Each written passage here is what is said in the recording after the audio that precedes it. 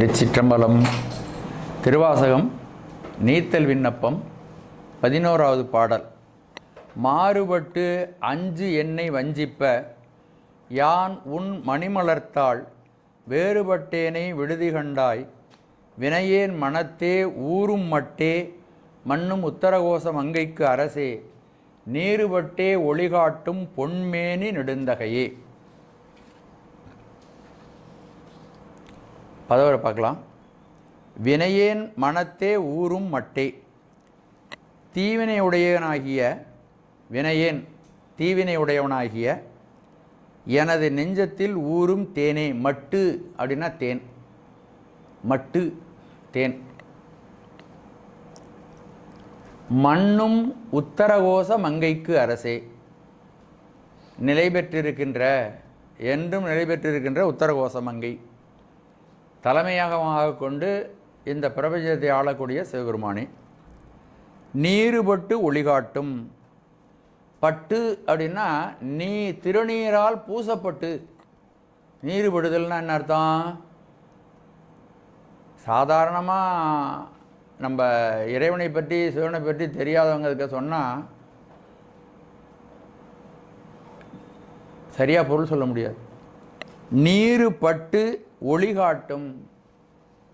திருநீரால் பூசப்பட்டு அந்த உடம்பு அப்படியே பிரகாசமாக இருக்குதான். திருநீர் பூசின உடம்பு, நெத்தியில் திருநீர் இருந்ததுன்னா அந்த நெற்றி நன்றாக இருக்கும். அதனால தான் நீரில்லா நெற்றி பாழ்னு சொல்லியிருக்காங்க. பொன்மேனி நெடுந்தகையே. அவர் திருநீர் பூசியிருக்கார், அது வெண்மையாக இருக்குது. உடம்பு எப்படி இருக்குது அப்படின்னா பொன்னிறமாக இருக்கிறது. பொன்மேனி நெடுந்தகையே. நெடுந்தகையேன்னா உயர்ந்த பக்குவமான உயர்ந்த குணங்களையெல்லாம் உடைய சிவபெருமானே. உலகத்தில் நம்ம அறிஞர்கள்ட்டையும் சான்றோர்கள்ட்டையும் இவர்கிட்ட இந்த நல்ல குணம் இருக்குது அப்படின்னு நம்ம சொல்கிறோம். ஒரு பெரியவர் எடுத்துக்கிட்டு மகாத்மா காந்தின்னா இந்த குணம் இருக்குது, புத்தர்னா இந்த குணம் இருக்குது அப்படின்னு ஒரு பெரியவங்களையும் நம்ம சொல்கிறோம். இந்த உலகத்தில் இருக்கிற அத்தனை பெரியவங்கள்ட்ட இருக்கிற அத்தனை நல்ல குணத்தையும் எடுத்தாலும் அதுக்கு மேலும் நல்ல குணமுடையவன் சிவபெருமான். நெடுந்தகை. அஞ்சு மாறுபட்டு என்னை வஞ்சிப்ப. இங்கே அஞ்சு அப்படின்னு தான் சொல்லியிருக்கு. 5 புலன்கள் 5 பொறிகள்லாம் சொல்லலை. ஆனால் இது எதை குறிக்குதுன்னா பொறிகளை குறிக்கிறது. 5 பொறிகளும் முரண்பட்டு சிறியேனை வஞ்சித்தமையால். இது ரொம்ப சுகமானதுப்பா அப்படின்னு அழைச்சிட்டு போய் நமக்கு துன்பத்தை உண்டு பண்ணிடுது. வஞ்சிப்ப வஞ்சனை. எனக்கு இங்கே நல்லது இருக்கு வா அப்படின்னு அழைச்சிட்டு போகுது. அந்த வழியில் போனால் நமக்கு துன்பம் உண்டாகுது. அதுக்கு என்ன பேர்? வஞ்சனை. ரொம்ப சூழ்ச்சி பண்ணி நம்ம நல்லா நடந்துக்கு போகிற நம்மளை அது இழுத்து இதில் தான் நல்லது இருக்குது வான்னு கூப்பிட்டு போய் அந்த படுகொலியில் சென்று தள்ளி விட்டுரு. ஆகவே அது மாறுபட்டு என்னை வஞ்சகம் செய்கிறது. யான் உன் மணிமலர்த்தால் வேறுபட்டேனே. புலன்கள் ஒரு பக்கம் இழுக்கும் பொழுது உன்னை நோக்கி வர வேண்டிய அந்த பாதையிலிருந்து நான் தவறுகிறேன். உன் மணிமலர்த்தால் வேறுபட்டேனே. அது பிடிக்காம போகுது, வேறுபடுகிறேன். உன்னுடைய திருவடி எனக்கு சுவையாக இல்லை. எது சுவையாக இருக்கு? 5 புலன்கள் காட்டுகின்ற வழி சுவையாக இருக்கிறது. யான் உன் மணிமலர்த்தால் வேறுபட்டேனே. நின் அழகிய மலர் போன்ற திருவடி துண்டிற்கு வேறுபட்டு ஒழுகும் சிறியவனாகி என்னை விட்டு விடுவாயோ? நீ என்னை கைவிட்டு விடக்கூடாது. என்னுடைய சிந்தனைகளை பார்க்கலாம். இதில் நம்ம முதல்லே பார்த்தது போல் ஒரு 6 சிந்தனைகள் இருக்கா இந்த பாட்டில் பார்க்கலாம். வினையேன் மனத்தே ஊரும் மட்டே. தீவினையுடையனாகி எனது நெஞ்சத்தில் ஊறுகின்ற தேனே. வினைங்கிறது இங்கே தீவினையை குறிக்குது.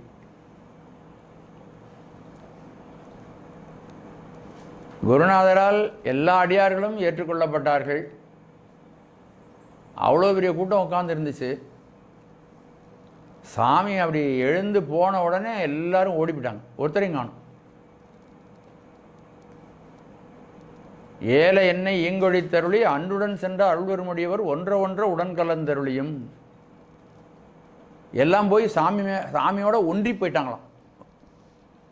அப்படி ஒன்றி போகாத எய்த வந்திலாதார் எரியற்பாயவும். கடவுள் போயிட்டார், நம்ம இன்னமே இருக்கக்கூடாதுன்னு சொல்லி தீயை மூட்டி அதில் விழுந்து இறந்து போயிட்டாங்க.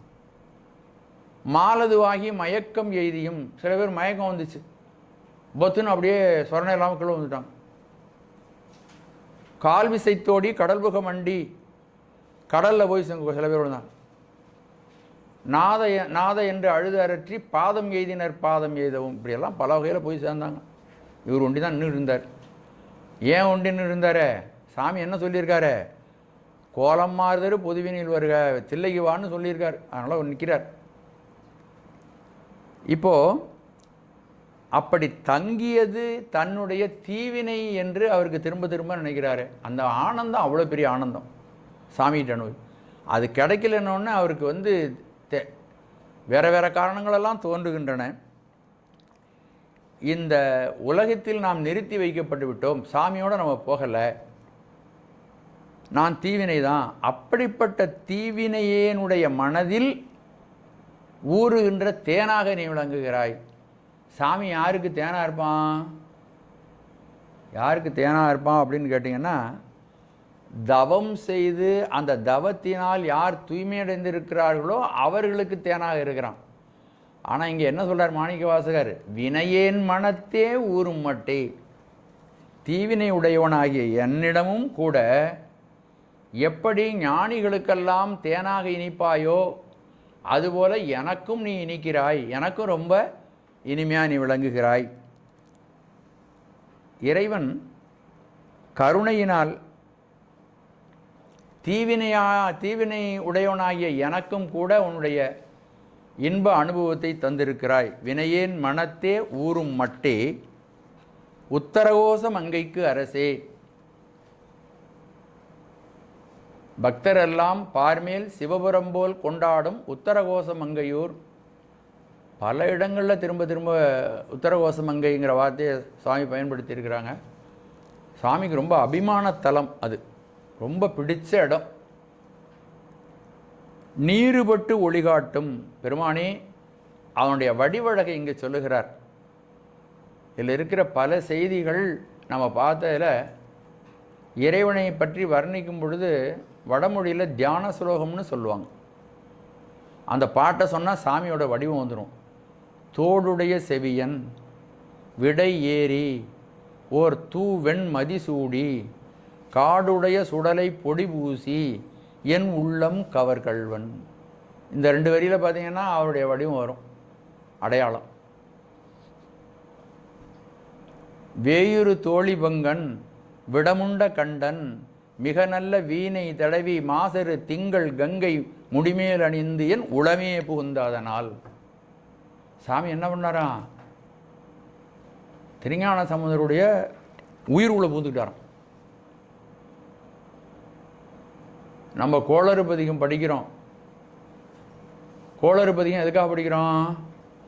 நம்முடைய கோள்களினால் வரக்கூடிய துன்பங்களிலிருந்து நீங்கி கோள்கள் நமக்கு நல்லது செய்யும்னு. வெறும் பாட்டை படித்தா பத்தாது.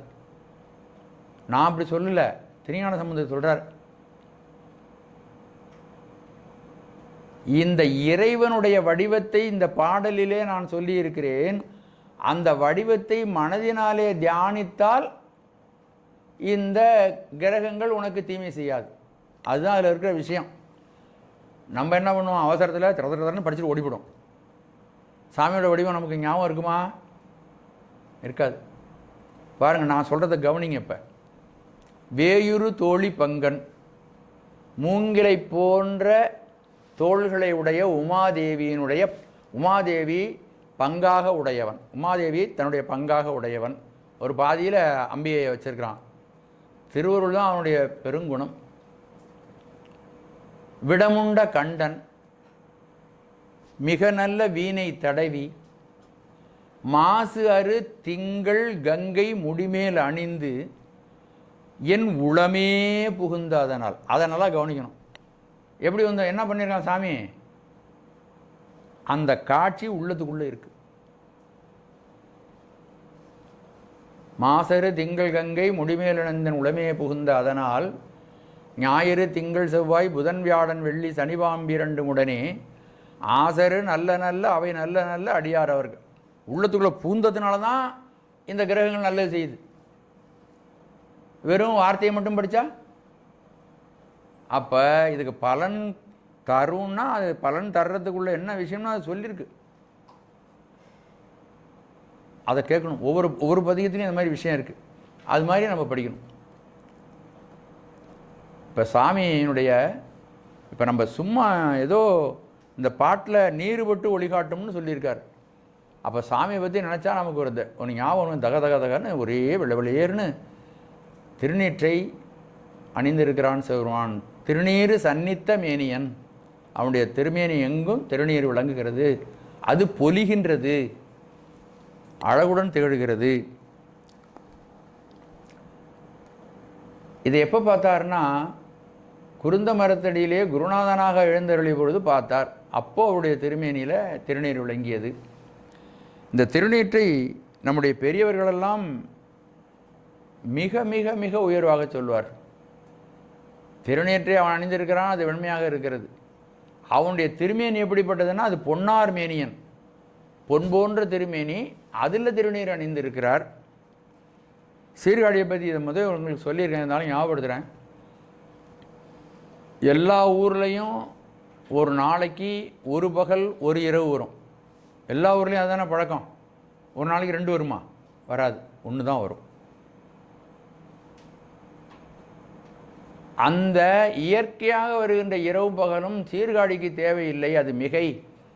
ஒரு ஊருக்கு எதுக்கு 2 இரவு 2 பகல்? இங்கேயே முதல்ல இருக்குது அப்படின்னு சொல்கிறார். எப்படி இருக்குதான்? காலையில் 6 மணிக்கு எழுந்த சூரியன் வருவதற்கு முன்பே அங்கே இருக்கின்ற வேதியர்களெல்லாம் வேள்வி செய்ய ஆரம்பித்து விடுகிறார்கள். எங்கு பார்த்தாலும் ஊர் பூரா வேள்வி நடக்குது. ஆகாயம் அளவுக்கு அந்த புகை சென்று விட்டது, சூரியனை மறைச்சிட்டு. அப்போ ஊர் எப்படி இருக்கு? இருட்டாக இருக்கு. சூரியன் வெளிச்சத்தை காட்டுறான், ஆனால் அந்த சூரியனுடைய வெளிச்சம் இங்கே வரல. அப்போ என்ன ஆயிடுச்சு? பகல் என்ன மாறிடுச்சு?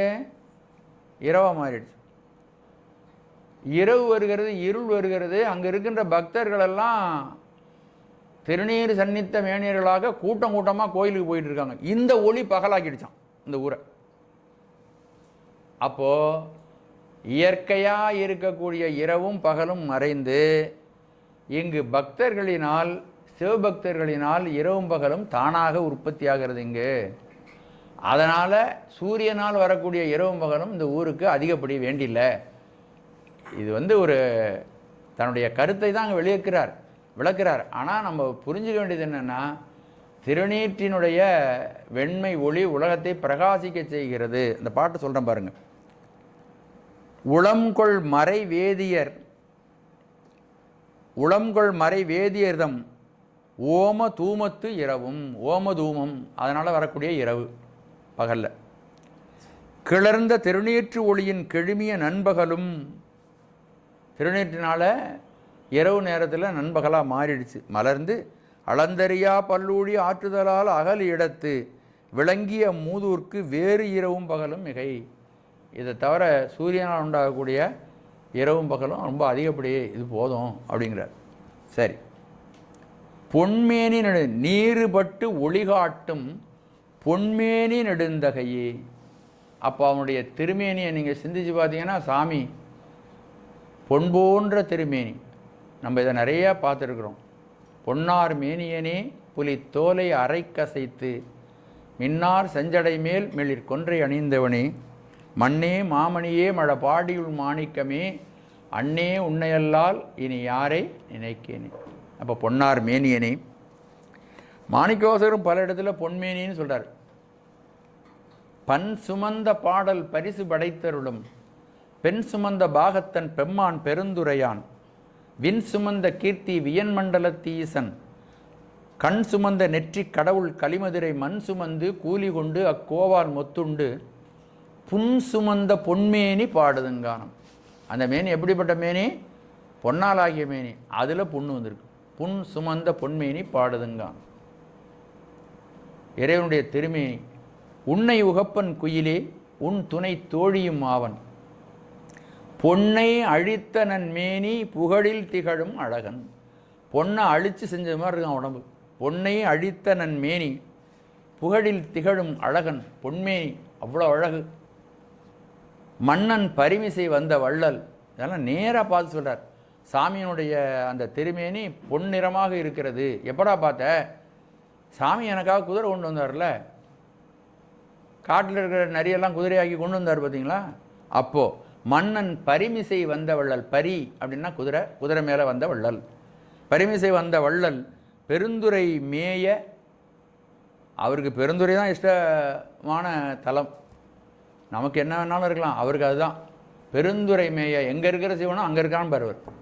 பெருந்துரை மேய தென்னவன் சேரலன் சோழன் சீர்புயங்கன் வர கூவாய். தமிழக மன்னர்கள் எல்லாம் அவன்தானா. பொன் போன்ற திருமேனியினுடைய பெருமானி நெடுந்தகை.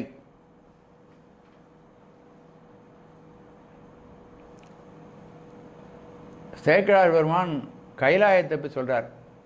திருமலை சிறப்புன்னு நீங்கள் பெரிய புராணத்தில் பார்த்துருக்கலாம். இதெல்லாம் நம்ம ஒப்பிட்டு பார்க்கணும். அந்த திருமலை சிறப்பில் அந்த இமயமலை எல்லோருக்கும் மயக்கம் தருகிறதாம். ஏன் மயக்கம் தெரியுது? அளவில்லாத நீளம், அளவில்லாத அகலம், அளவில்லாத உயரம். நீளம், அகலம், உயரம் எல்லாம் பிரமிக்கத்தக்கது, அளந்தெரிய முடியாது. அதனால் பார்க்குறவங்களாம் ஒரு மலரை சுற்றி மயக்கம் போட்டு விழுறாங்க. அப்படிப்பட்ட அந்த மலை, அதில் இமம் மூடி இருக்கிறது, பனி மூடி இருக்கிறது. சாமி திருநீர் அணிஞ்சது மாதிரி இருக்குதான். மலையும் நீ ஒன்றுங்கிறார். அதிலே சூரியனுடைய பிரகாசம் அந்த வெண்ணெய் மலையிலே விழும்பொழுது அது பொன்னை போல ஒளிவிடுகிறது. அதை பார்த்தா அவனுடைய பொன்மேனியிலே திருநீர் பூசி இருக்கிறது மாதிரி என் கண்ணுக்கு தெரியுது அப்படிங்கிறார். பொன்னின் வெண்திரு நீரு புனைந்தது என, பொன்னின் வெண்திரு நீரு புனைந்தது என பண்ணும் நீள் பனி மால்வரை பாலது தன்னை யார்க்கும் அறிவறியான் என்றும் மன்னிவாழ் கைலை திருமாமலை. அவனை யாராலும் அறிய முடியாதான். அப்படி இருக்கின்ற அறிவுக்கு அறிய முடியாத பரம்பொருள் எங்கு நிலை பெற்று வாழுகிறான்னா அந்த திருக்கைலாயமலை. அந்த கைலாயமலையும் அவனைப் போலே விளங்குகிறது. பொன்மேனியும் திருநீற்றினுடைய ஒளிபொருந்திய வெண்மேனியும் திகழ்கிறது அப்படின்னு சொல்கிறார். இந்த பொன்மேனியாக இருக்கிறது இமயமலை அப்படிங்கிறத நம்முடைய புறநானூறும் சங்க இலக்கியமும் சொல்லுகிறது. ஏன்னா நம்முடைய மண்ணில் தெய்வீகம் கிடையாதுன்னு சொல்கிறாங்க. புறநானூறு 2000 வருஷத்துக்கு முன்னாடி எழுந்தது இல்லையா? பொற்கோட்டு இயமம் அப்படின்னு புறநானூறு சொல்கிறது. அப்படி சாமி பொன்மேனியாக இருக்கிறான். திருநீறு நம்முடைய சைவ சின்னங்களில் மிக மிக மிக உயர்ந்தது. திருநீரும் சிவனும் ஒன்று தான். இந்த பிரபஞ்சம் அனைத்தும் பேரூழி காலத்தில் சிவபெருமானிடம் ஒடுங்கி விடுகிறது. இந்த பிரபஞ்சத்தில் எவ்வளவோ பொருள்கள் இருக்கின்றன, லட்சக்கணக்கான பொருள்கள் இருக்கின்றன. எல்லாவற்றையும் பேரூழி காலத்தில் தன்னிடம் ஒடுக்கிக் கொள்கிறான். எது மிச்சப்படுதுன்னா சிவம் மட்டும் மிச்சப்படுது. நள்ளிருளில் நட்டம் பயின்றாடு நாதனே, அவன் மட்டும்தான் இருக்கான். எந்த பொருளை எரிச்சாலும் மிஞ்சுவது சாம்பல். எல்லாம் அழிந்த பிறகு பேரொழி காலத்திலே மிஞ்சுவது சிவன். அதுபோல் ஒரு பொருளை எரிச்சா மிஞ்சுறது சாம்பல். எல்லா பொருளையும் தனக்குள்ளே ஒடுக்கின பிறகு எஞ்சிருப்பவன் சிவன். ஆகவே சிவனும் அந்த நீரும் சமம். தன்னுடைய வடிவமாக இருக்கக்கூடிய, தன்னை நினைவூட்டுகின்ற தானியாக இருக்கக்கூடிய அந்த திருநீற்றை சிவபெருமான் தானே அணிந்து கொள்கிறான். அப்போ சைவர்களுக்கு திருநீர் என்பது மெய்ப்பொருள், சிவனே ஆகிறது. இது நிறைய கருத்துக்கள் இது திருநீரை பற்றி இருக்கின்றன. பெரிய புராணத்தில் ஒரு 4 கருத்துக்கள் பார்க்கலாம். இது மெய்ப்பொருள். ஆதி முதல்வர் திருநீற்றின் அடைவே பொருள். திருநீற்றினுடைய அடைவு தான் மெய்ப்பொருள். தூய்மை திருநீற்று அடைவே மெய்ப்பொருள். புரிசடை அண்ணல் நீரே பொருள் என கண்டோம். ஆய்ந்த மெய்ப்பொருள் நீரு. இப்படி பெரிய புராணத்தில் நிறையா இருக்குது. கிட்டத்தட்ட எடுத்துக்கொண்டோம்னா நூற்றுக்கணக்கான செய்திகள் திருநீற்றை பற்றி அங்கே விளங்குது. ஒரு 2-3 உங்களுக்கு சொல்லலான்னு எடுத்துகிட்டு வந்தேன். நீருபட்டே ஒளி காட்டும் பொன்மேனி நெடுந்தகையே. நெடுந்தகை சொல்லியாச்சு. நெடுந்தகை எல்லா விதமான நல்ல குணங்களும் நிரம்பிய பெரியவனே. அஞ்சு மாறுபட்டு என்னை வஞ்சிப்ப. அஞ்சு என்பது எங்கள் 5 புலன்களை குறிக்கிறது. 5 புலன்களும் 5 பொறிகளை குறிக்கிறது. 5 பொறிகளும் முரண்பட்டு சிறியேனை வஞ்சித்தமையால். மாறுபட்டு அப்படின்னா என்னிடமிருந்து மாறுபட்டு நான் உயர்ந்த நெறிக்கு செல்ல வேண்டும் என்று நினைக்கிறேன். ஆனால் புலன்கள் எங்கு எடுத்து செல்கின்றன? தாழ்ந்த விஷயங்களுக்கு எடுத்துகிட்டு போகுது. அதனால் என்னிடமிருந்து மாறுபட்டு அப்படின்னு. இன்னொரு பொருள் என்னன்னா, இந்த புலன்கள் ஒவ்வொன்றும் ஒன்று மாற்றி ஒன்று ஏதாவது ஒரு வழியில் என்னை தவறான வழிக்கு அழைத்து எனது முன்னேற்றத்திலிருந்து மாறுபட்டு அவைகள் அழைத்து செல்லுகின்றன. நம்ம தான் அந்த புலன்கள் தவறான வழிக்கு அழைச்சிட்டு போகுதுன்னு நினைக்கிறோம். ஆனால் திருஞான சம்பந்தர் அவர் பிறந்த உடனேயே தெய்வ உணர்வுடன் இருந்தவர். அவர் பிறவியிலேயே அவர் ஜீவன் முக்தராக இருந்தவர்.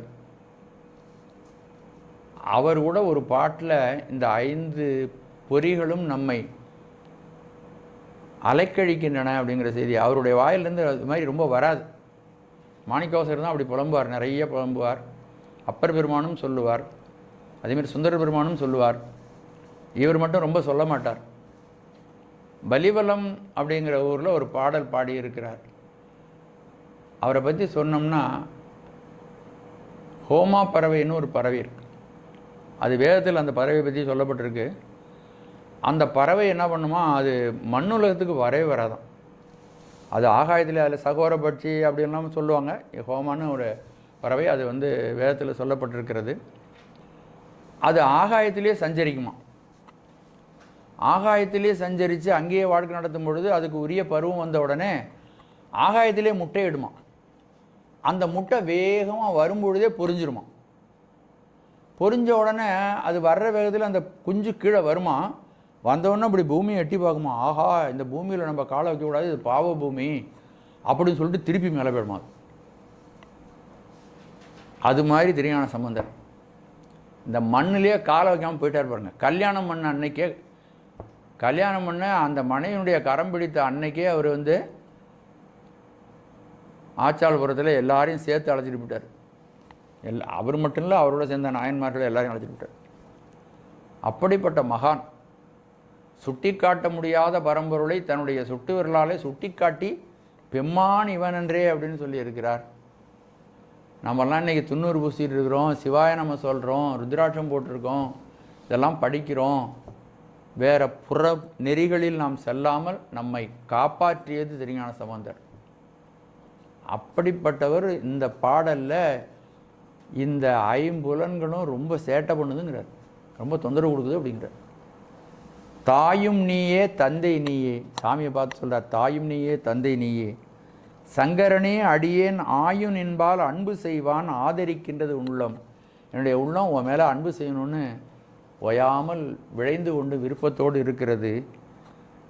ஆயமாய காயம் தன்னுள் ஐவர் நின்று ஒன்றலோட்டார். என் மனசு ஓன்ட்ட பாயுது. அப்படி பாஞ்சு உன்னிட்ட நிலை பெறாமல் இந்த 5 பொறிகளும் என்னை அதை தடுக்கின்றது. மாயமே என்று அஞ்சுகிறேன். இந்த 5 புலன்களும் மாயம், உண்மையை காட்டவில்லை என்று எனக்கு பயமாக இருக்கிறது, நான் அச்சப்படுகிறேன். வலிவலம் மேயவனே. இந்த மாதிரி பாட்டு நீங்கள் திருஞான சம்பந்தர் பாட்டு ரொம்ப பார்த்துருக்க மாட்டீங்க. ஏதாவது 1-2 தான் இருக்கும். ஒரு பாட்டு தேடி எடுத்தாச்சு அதுக்காக. மாணிக்கவாசகர் நிறைய சொல்லியிருக்கார், நிறைய பாடத்தில் சொல்லியிருக்கார். இதே வார்த்தை பல இடங்களில் வருது. இந்த பாடலில் 5 மாறுபட்டு என்னை வஞ்சிப்ப. அதே மாதிரி பார்த்தீங்கன்னா திருச்சதகத்தில் ஒரு 33வது பாடல், நீங்கள் நம்ம படித்த பாடல் தான். மாறி நின்று என்னை கிடக்கிடந்தனையை, நீ என்னிடமிருந்து மாறுபட்டு என்னை தவறான வழிக்கு, அதாவது நேர்மையாக சொல்லக்கூடிய வரியிலிருந்து என்னை மாற்றி நான் கெட்டுப்போகுமாறு செய்தாய் அப்படின்னு ஐம்பொறிகளையும் சொல்லுகிறார். மதியிலி மடநெஞ்சே, இனிமே உன்னை உறுதியாக நான் பற்றி பிடிக்க மாட்டேன் என்று அந்த பாடல் நம்ம நல்லா படித்தது, அதனால் திரும்ப நான் சொல்லலை. மாறி நின்று என்னை கிடக்கிடந்தனை என் மதியிலி மடநெஞ்சே, தேறுகின்றிலம் இனி உனை சிக்கன சிவனவன் திரள் தோள்மேல் நீரு நின்றது கண்டனையாயினும் நெக்கிலை இக்காயம் கீறுகின்றிலே கெடுவதுன் பரிசு கேட்கவும் கில்லேனே. இங்கே 33வது பாட்டை மறுபடியும் கேட்டுக்குங்க, இந்த செய்தி வருகிறது. இன்னொரு பாடலில் அவர் என்ன சொல்கிறாருன்னா, சிவபெருமானே, இந்த தவறான நெறிக்கு செல்லக்கூடிய என்னுடைய மனதை 5 பொறிகளையும் நீதான் அவைகளில் செல்லாமல் காப்பாற்றி உன்னிடம் நிலைபெறச் செய்ய வேண்டும். மாறி நின்று என்னை மயக்கிடும் வஞ்ச புலனைந்தின் வழி அடைத்து அமுதே ஊறி நின்று என்னுள் எழுபெறும் ஜோதி உள்ளவா காண வந்தருளாய். உன்னை உள்ளபடி நான் பார்க்கணும், தவறான நெறிக்கு நான் போகக்கூடாது. தேரலின் தெளிவே சிவபெருமானே, திருப்பெருந்துறையுரை சிவனே, ஈரிலா பதங்கள் யாவையும் கடந்த இன்பமே என்னுடைய அன்பே அப்படின்னு சொல்கிறாரு. இப்படி இந்த 5 மாறுபட்டு என்னை வஞ்சிப்ப, அதன் காரணமாக என்ன நிகழுது? இந்த புலன்கள் வழி செல்றதுனால என்ன ஆகுதுன்னா, நாம் இறைவனை பற்றி சிந்திக்கின்ற அந்த நேரம் குறைகிறது. நம்முடைய குறிக்கோள் கிழக்க போகணும் அப்படின்னு இருந்தால், அதை மாற்றி நம்ம மேற்க போனோம்னா கிழக்கு என்ன ஆகும்? நம்மளை விட்டு விலகும் இல்லையா? இப்போ நான் என்ன பண்ணுறேன், இந்த 5 பொறிகளும் என்னை வஞ்சிக்கின்றன, அதை நம்பி அவைகள் எந்த இடத்துக்கு இழுத்துட்டு போகுதோ அதன்படி நான் போகிறேன். அதனால் என்ன ஏற்பட்டதுன்னா, உன் மணிமலர்த்தால் வேறுபட்டேனை, உன்னுடைய திருவடி நினைவிலிருந்து நான் மாறி உலகத்திலே ஈடுபடுகிறேன். உன்னுடைய திருவடி நினைவு என்னிடம் இல்லாமல் போய்விடுகிறது. உன் அழகிய மலர் போன்ற திருவடி துண்டிற்கு வேறுபட்டு ஒழுகும் சிறியனாகிய என்னை, மணின்னா அழகுன்னு அர்த்தம். மணிமலர்த்தாள், எப்படி அழகான தமிழ் சொல் பாருங்க. மணிமலர்த்தாள், தாள்னா திருவடி. இந்த மணிமலர் என்ன மலர் இங்கே குறிப்பிடப்படுகிறதுனா தாமரை மலர். அதனுடைய நிறம், அதனுடைய வடிவம், அந்த தாமரை மலர் போன்ற திருவடி, சாமியுடைய திருவடி. திருவடி அப்படி செக்கச்செவேர்னு தாமரை மலர் போல இருக்கிறது. திருவடியை சார்ந்து திருவடி மயமாகவே இருக்கின்ற நான், 5 ஐம்பொறிகளை சார்ந்து அந்த 5 பொறிகள் காட்டுகின்ற அந்த விஷய சுகங்களில் ஈடுபட்டு உலகமயமாக மாறிவிட்டேன். அப்படி இருக்கின்ற என்னை கைவிட்டு விட வேண்டாம், விட்டுடுதி. இறைவன் அவன் செய்கின்ற அற்புதமான காரியங்கள் என்னன்னா, ஒரு பக்தனை தீய நெறியிலிருந்து விலக்கி காப்பாற்றி நல்ல நெறிக்கண் அழைத்து வருதல். ஓயாமல் நமக்கு சிவசிந்தனை இருக்கணும்னா நம்முடைய முயற்சினால் அது ஆகாது, இறைவனுடைய கருணை நமக்கு வேண்டும். ஆகவே அந்த கருணை எப்படி கிடைக்கும்னா, இப்படி பிரார்த்தனை பண்ணிக்கிறதுனால தான் கிடைக்கும் என்பதையெல்லாம் நாம் இந்த பாடல்கள் மூலமாக நாம் தெரிந்து கொள்ள வேண்டும். யான் உன் மணிமலர்த்தால் வேறுபட்டேனை விட்டெழுதி கண்டாய், மாறுபட்டு அஞ்சு என்னை வஞ்சிப்ப, என்னிடமிருந்து மாறுபட்டு நல்ல நெறிக்கு நான் செல்வதிலிருந்து என்னை வேறுபடுத்தி அந்த நல்ல வழிக்கு செல்லாமல் என்னை தடுத்து தன் பக்கம் திருப்புகின்ற இந்த 5 புலன்கள் வசமாக நான் செல்வதினாலே உன்னுடைய திருவடி ஞாபகம், திருவடி தொண்டு எனக்கு மறந்து போகிறது. நான் வேறுபட்டு நிற்கிறேன். ஆகவே இப்படிப்பட்ட என்னை கைவிட்டு விடாமல் என்னை உன்னுடைய திருவடிக்கு அன்பு செலுத்துமாறு என்னை ஆட்படுத்துவாயாக அப்படிங்கிறது இந்த பாடலுடைய கருத்து. இதில் பிரபஞ்ச வைராக்கியம், ஐம்புலன்களும் மாறுபட்டு 5 மாறுபட்டு என்னை வஞ்சிப்பதினால் உன்னுடைய மணிமலர்த்தால் நான் வேறுபடுகிறேன். உன்னுடைய மணிமலர்த்தால் மீது எனக்கு பற்று வர வேண்டும், உலகத்தின் மீது இருக்கின்ற செயற்கையான பற்று என்னிடமிருந்து விலக வேண்டும் என்று சொல்வதனால இது பிரபஞ்ச வைராக்கியம் இந்த பாடலில் நமக்கு தெளிவாக அறிவுறுத்தப்படுகிறதை நாம் உணர்கிறோம். பாட்டை மறுபடியும் பாருங்கள். மாறுபட்டு அஞ்சு என்னை வஞ்சிப்ப, யான் உன் மணிமலர்த்தாள் வேறுபட்டேனை விடுதி கண்டாய், வினையேன் மனத்தே ஊரும் மட்டே, மன்னும் உத்தரகோச மங்கைக்கு அரசே, நேறுபட்டே ஒளிகாட்டும் பொன்மேனி நெடுந்தகையே. திருச்சிற்றம்பலம்.